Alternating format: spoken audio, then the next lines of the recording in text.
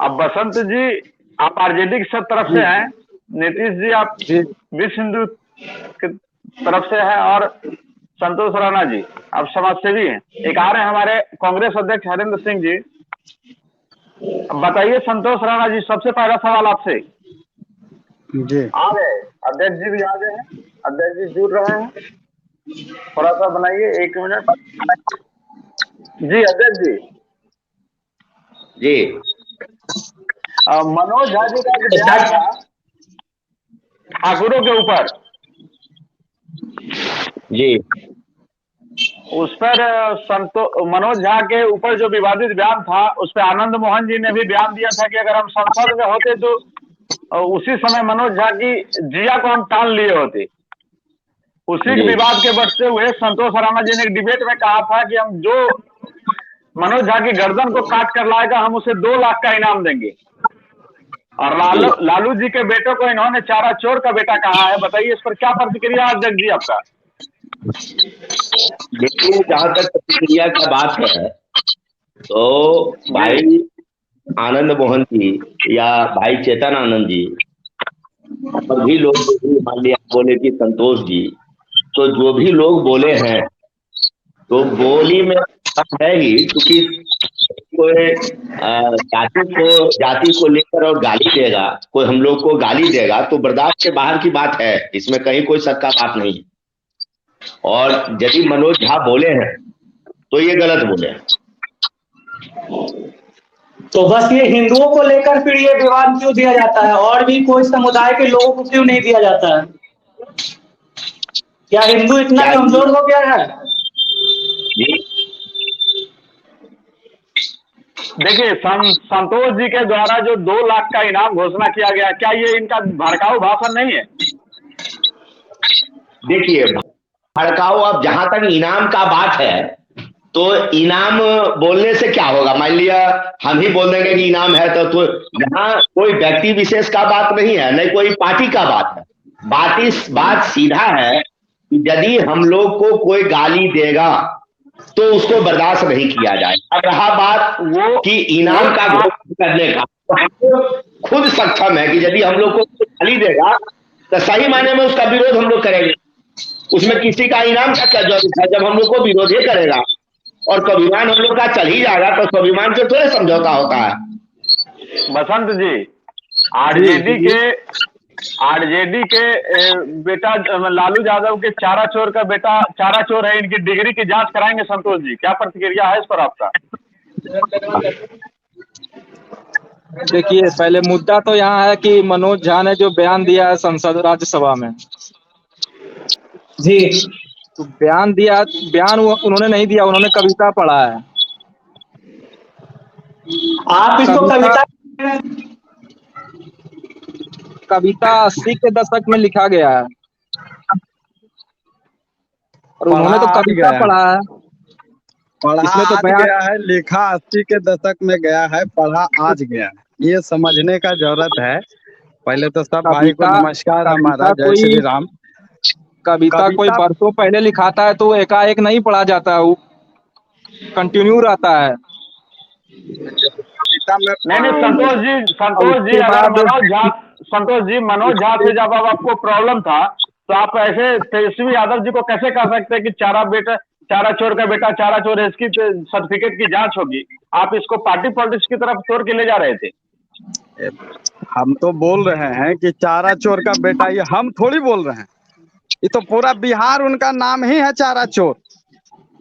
पूरा बिहार जान रहा है कि चारा चोर का आनंद ही बेटा है वो। आनंद और मोहन चारा चोर आनंद का बेटा आज के युग में अपने क्षेत्र का, बिहार का नक्शा बदलने का तैयारी में है। जिस आरजेडी की एक पार्टी से एक का आनंद मोहन को पूरे बिहार में किस नाम से जाना जाता है? वो भी तो अपराधी के नाम से जाना जाता है। है तो चारे चोर में ना है तो, लेकिन स्वाभिमान से आनंद तो आन- समझौता नहीं ना किया जा सकता है। आनंद मोहन चारा चोर में नहीं है, उसका बेटा है। हैं? आनंद मोहन तो किसी पार्टी में अभी तो है नहीं, नहीं वो तो किसी पार्टी में नहीं है। नहीं, उनके तो परिवार इधर के लोग तो है ना उस चारा चोर पार्टी में। इनका बेटा है, चारा चोर पार्टी में रहे चाहे कोई और पार्टी में रहे। आप एक्सेप्ट करते हैं कि नहीं वो चारा चोर हैं, ये बताइए। आप एक्सेप्ट करते हैं कि आनंद मोहन अपराधी है, क्रिमिनल है? तो कोर्ट तय करती है, लेकिन इनको तो कोर्ट तय कर दिया है ना। फिर तो कोर्ट तय करेगी। हम कौन बोलने नीतीश वाले जी, या आप कौन बोलने वाले होते हैं? नीतीश जी, जब आप आनंद मोहन के बारे में बोलना चाह रहे हैं कि कोर्ट तय करेगी, तो लालू यादव के बारे में कोर्ट तय करेगी। आपके या किसी के बोल देने से क्या हो जाएगा? आनंद मोहन जी चाहे वो अपना मनोज झा जी हैं, ठीक हैं दोनों एक ही पार्टी के। ये आग लगाना था बिहार चुनाव को लेकर, ठीक है।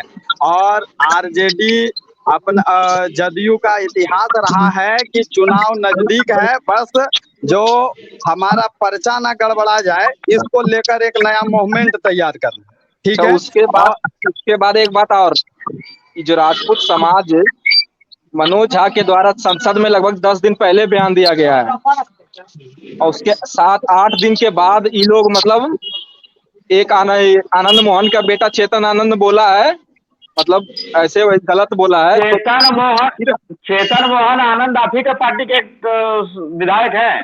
विधायक है। बसंत जी, पार्टी के विधायक है, लेकिन पार्टी के नेता नहीं ना है। पार्टी का नेता से विधायक होता है, विधायक से कोई नेता नहीं होता। लालू यादव नेता है या तेजस्वी यादव? लालू यादव भी नेता है और तेजस्वी यादव भी नेता है। ये क्या है? तो फिर ये हिंदू के ऊपर ही क्यों कटाक्ष किया जाता है और किसी धर्म के ऊपर क्यों नहीं किया जाता है? क्या? हमेशा हिंदू के ऊपर ही क्यों कटाक्ष किया जाता है और भी किसी धर्म के ऊपर क्यों नहीं किया जाता है?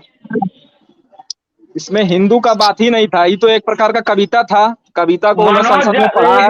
आप इसको कविता की तौर पे बसंत जी, मैं एक बात बोलना चाहता हूँ कि मनोज झा का ये कोई पुराना बयान नहीं था। उन्होंने सनातन के प्रति भी पिछले कई बार संसद में सनातन के प्रति भी बयान दिया है।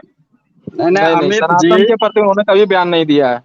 अमित मनोज जी, झा अगर एक पढ़े आपके लिखे घर सुलझे में हुए नेता शादी हैं। हो, आपके घर में शादी हो और वहां जाके मर्गी का बाजा बजाया जाए तो कैसा लगेगा? जब संसद में चल रहा था अपना आरक्षण बिल पर, तो इस कविता की क्या दरकार थी? दरकार साफ तौर पे यही था, आरजेडी का मानसिकता सिर्फ यही है कि किसी तरह से राजपूत, ब्राह्मण, भूमियार, पिछड़ा, अति पिछड़ा का राजनीति करना है और हिंदुत्व को दबा के एक नया मोमेंट में ले जाना। तो कहीं ऐसा तो नहीं है कि मनोज पीछे के जो बोले हैं उसके पीछे आरजेडी का जो सर्वोसर्वा नेता है उसका कहना था भूरा बाल साफ करो। ये सब क्या है? चुनाव समय पे है और जो ऐसा संतोष जी बोल राजनीति रहे करना हैं कि भूरा बाल साफ करो, ये बार बार बोलते हैं भूरा बाल साफ करो। इसका कोई ऑफिशियली है वीडियो कि लालू यादव ने बोला है? अगर ऑफिशियली वीडियो है तो चलाइए या फिर दिखाइए पर्सनली या भेजिए, देखते हैं हम। कोई वीडियो है? सिर्फ ई कान से सुनना, फिर ई कान से आगे जाना, फिर वो कान से सुनना, कोई है ऑफिशियली? कहीं ऐसा तो नहीं है? संतोष जी, एक मिनट। नीतीश जी, आप बोलिए सर, चुप क्यों है? ये बोलने का अवसर दिया जाएगा तो जरूर बोलेंगे। बिल्कुल बिल्कुल जी, सर, बिल्कुल। बताइए, आखिर ये दो जातियों की लड़ाई ये क्या रंग ला सकती है? देखिए, राष्ट्रीय जनता दल जो है राजद, इसकी शुरू से मानसिकता रही है कि जात पात की राजनीति करना और जात को जात से लड़ा करके, तोड़ मरोड़ करके किसी भी हाल में सत्ता को हासिल करना, दंगे फसाद करा करके सत्ता को हासिल करना। हालांकि मैं किसी भी पार्टी में कार्यकर्ता नहीं हूँ। नीतीश जी को बोलिए थोड़ा तेज बोल रहे हैं। भाजपा में हूँ, ना लोजपा में हूँ, ना नीतीश किसी भी जी, पार्टी में मैं हूँ। नीतीश जी, थोड़ा आवाज तेज बोलिए। लेकिन मैं ये कहना चाहता हूँ कि राष्ट्रीय जनता दल की शुरू से मानसिकता रही है कि जात पात में लोगों को लड़वा करके, मरवा करके, कटवा करके किसी भी हाल में सत्ता को हासिल करना। और ये सारी कविता को बोलने का जरूरत ही क्या था? अब तेजस्वी यादव जी के द्वारा ये सफाई दिया जा रहा है कि उनका कहने का कुछ और अर्थ था। तो मोहन ये जिनके द्वारा बयान दिया गया है झा जी के द्वारा, उन्होंने तो अभी तक कोई बयान जारी नहीं किया कि उनके कहने का क्या अर्थ था। तो ऐसे लोगों के ऊपर तत्काल कार्रवाई होनी चाहिए और उनको पार्टी से निष्कासित करना चाहिए। और ये बिल्कुल सत्य बात है कि केवल हिंदू समाज में ही जात पात की लड़ाई को लड़वा करके सत्ता को हासिल करने की बात होती है। और हम हिंदू समाज के लोगों की भी ये कमजोरी है कि हम लोग जात पात के चक्कर में बहुत ज्यादा उलझे हुए हैं। इसीलिए राजनीतिक पार्टी वाले प्रायः हम लोगों का लाभ उठा लेते हैं। अच्छा, अगर मेरा हम सभी समाज के लोग एकजुट होकर के यदि रहें तो किसी भी पार्टी की औकात नहीं है कि किसी भी जाति को टारगेट करके ये लोग जो है सो नीचा गिराने का काम करें। इन्हीं के सर, मेरा एक गठबंधन है। सवाल देखिए एक इंडिया गठबंधन बना था महागठबंधन के द्वारा, INDIA। उनके एक तमिलनाडु के मुख्यमंत्री है, उन्होंने कहा था कि सनातन धर्म को मिटाने की जरूरत है। ये एक कीड़ा है। देखिए ये मुख्यमंत्री के द्वारा बयान नहीं दिया गया था, मुख्यमंत्री के बेटे के द्वारा जो है स्टालिन, उसके द्वारा ये बयान दिया गया था। तो मैंने उस पर भी अपना जो है सो बयान जारी किया था कि उसका सर काट लेना चाहिए। क्योंकि जब एक कोई पत्रकार मुझसे ये सवाल किए, प्रश्न किए कि आप जो है सो इस प्रकार का संवैधानिक बात बोलते हैं, सर काटने की बात बोलते हैं, हमने भी उनको जवाब दिया कि जब उसने असंवैधानिक बातें कही, सनातन धर्म को लाल उसके ऊपर संवैधानिक बात नहीं हुई, ना ही कोई संविधान की बात करने वाला हुआ, तो फिर आज मुझसे संविधान की बात क्यों किया जा रहा है? जाहिर सी बात है, यदि किसी को भी गाली दिया जाएगा तो वो उसका एक्शन के बदले रिएक्शन होगा ही होगा, निश्चित रूप से होगा। तो ये लोग समाज में दंगे फसाद करके केवल जो है सो सत्ता को प्राप्त करने वाले लोग हैं। ऐसे लोगों को जनता को बहिष्कार करना चाहिए। अच्छा, मेरा एक सवाल हरिंदर जी से है। मेरा एक सवाल अध्यक्ष हरिंदर जी से है। कहीं ऐसा तो नहीं कि ये जो मनोज झा के द्वारा जो बयान दिया गया है, कहीं इस पे बड़े नेता जैसे कि लालू यादव या फिर और कोई बड़े नेता के हाथ हो, जिसके बाद जो जबरदस्ती उनसे ये बयान दिलवाया गया हो?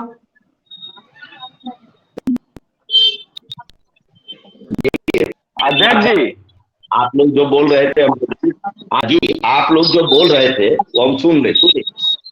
सबसे पहला ये बोले हैं मनोज झा, ये ना लालू जी बोले हैं न कोई तीसरा लोग बोला है। इस तो सबसे पहले तो हम लोग देखें कि जो भी विरोध में बोलेगा, जैसे आनंद मोहन जी और चेतन आनंद जो बोले हैं, जो भी उसको गाली देगा उसका जिरियागा या उसका जी वही सदन पर फेंक दिया। तो इन्हें जो भी बोले, मान लिया मनोज झा जी बोले तो उनको लगता होगा, वो यदि नहीं बोले तो उनको नहीं लगता होगा। जैसे इसको राजनीतिक रूप से नहीं देखा जाए, क्योंकि पार्टी विशेष का मामला नहीं है, न लालू जी के पार्टी का है, न जदयू का है, न कांग्रेस का है और न भाजपा का है। कोई जाति से मतलब नहीं है। मतलब सीधा है कि जो हमारे